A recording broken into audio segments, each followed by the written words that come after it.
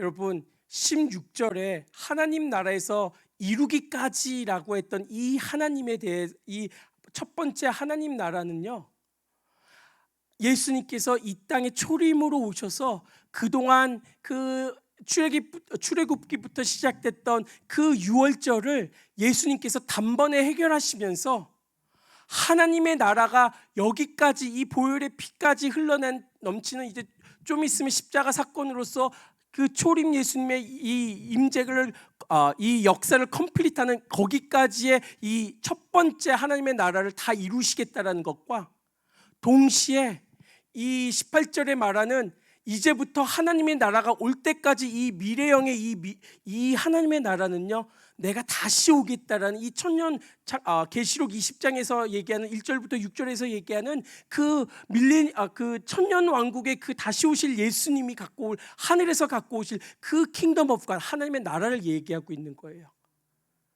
이것들이 세워지기 시작하면요, 하나님의 나라의 관점이 세워지기 시작하면, 우리 지난주에 나눴죠, 성령으로 생각하는 그 성령으로 생각하는 성령의 사고적인 체계가 우리 안에 잡혀줄 줄 믿습니다.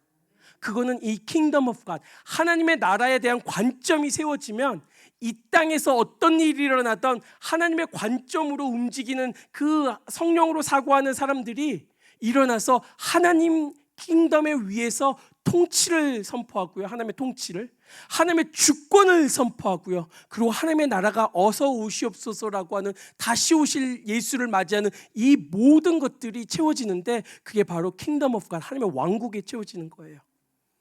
여러분들이 이 두 가지의 하나님의 나라, 오늘 예수님이 얘기했던 초림 예수와 재림 예수, 이 모든 예수님이 오셔서 행한 일들은 in the kingdom of God, 하나님의 나라에다가 다 담겨지는 거예요.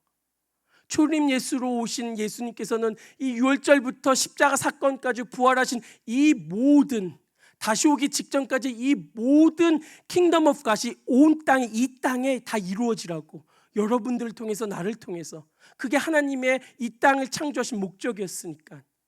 하나님 나라가 아닌 다른 것에 채우다가 항상 사고가 나고, 성령으로 시작했다가 육체로 끝나는 모든 일들은 다 거기서 일어나는 거예요.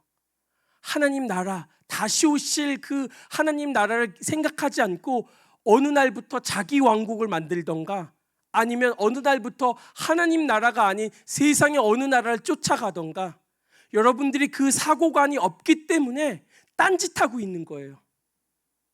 예수 잘 믿는다고 주변 사람들이 아무리 칭찬해도 절대 믿지 마세요. 지금 이 순간에는 그렇게 하다가 우는 사자와 같은 그 사단들이 와가지고 우리를 삼킬 자를 삼킬 수밖에 없는 광명한 천사로 온다고 얘기했어요. 무섭게 어흥하고 오는 것이 아니라 정말로 신사적이고, 정말로 예수 잘 믿는 것 같이 보이고, 정말로 경건한 모양이 있지만 능력이 없고 실체가 없는 그런 자들이 와서 우리를 미혹시킬 겁니다. 그렇기 때문에 우리 안에 성령적인 사고체계는 in the kingdom of God, 나의 모든 시간이, 행했던 모든 순간들이 하나님 나라에 채워지는지 아닌지로 여러분들은 판단되고, 하나님 예수님께서는 분별하시고 심판하실 거예요.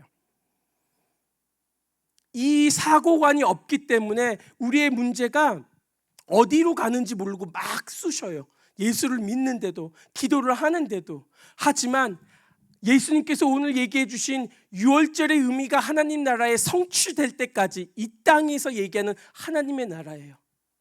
그리고 18절에 이제부터 하나님 나라가 올 때까지 다시 오실 재림 예수가 갖고 오실 그 킹덤 오브 갓, 하나님의 나라예요. 이것들이 여러분들의 모든 사고의 체계에 시스템적으로 들어가기 시작하면 절대 딴짓할 수가 없어요.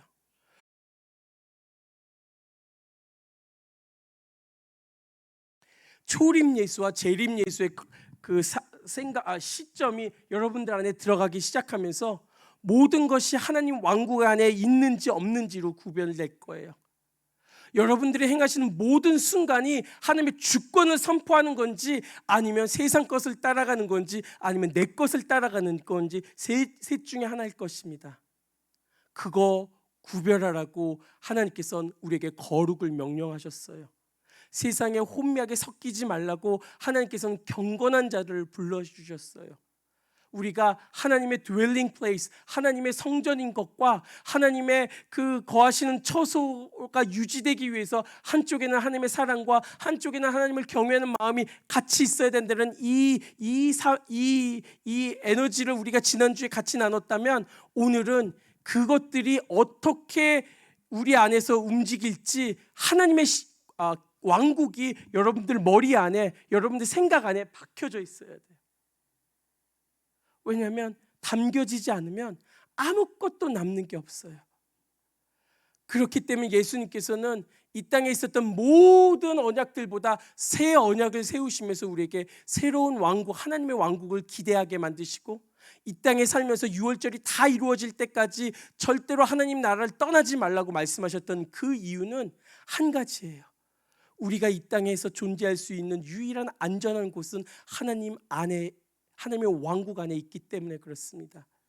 하나님의 왕국을 좀 많이 묵상하시길 바랍니다. 그게 내가 살 길이에요. 이 땅에서 열심히 일해도 하나님 나라에 담겨지지 않으면 다 새어버려요. 다 흩어져 버려요. 다 없어져 버려요. 아무리 부모가 많이 물려줘도 아무것도 안 남는 인생으로 끝날 수밖에 없는 것입니다. 하나님 나라에 안 쌓았기 때문에. 하지만 부모가 하나도 안 남겨줘도 하나님 나라에 차곡차곡 그 인생을 쌓기 시작하고 그 순간들을 쌓기 시작하면 결국 이 땅에서가 아니라 저 하늘나라에서 하나님께서는 그 유업을 쌓아주세요. 그러면서 오늘 22장 28절부터 29절 예수님께서는 사도들, 제자들에게 이렇게 약속해 주십니다. 함께 읽습니다. 시작.